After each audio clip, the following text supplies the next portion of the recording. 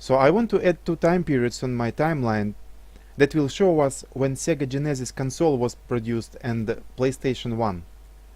So let's click here, choose time period, call it Sega Genesis production, add description, choose the start date, October 29th, 1988,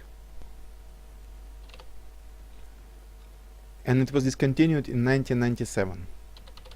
We don't know exact date. So we choose tags, console production. You can add a new tag. You just type the name here and click create. So I want to choose the design, and I will use this one because we don't know the exact date when it was discontinued. I want to change the colors, and also I want to add a picture. So I click here and select the file. You can also paste the link to the file from the internet.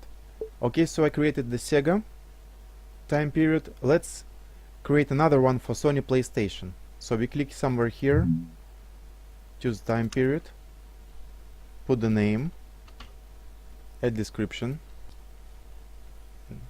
choose the start date. So it was released in 1994 December 3rd. So it was discontinued in March 23rd. Then we choose tags. Then I choose design. Since we have exact date, so I want to use this one. And change the color. Okay, and add a picture. Let's save it and see on our timeline.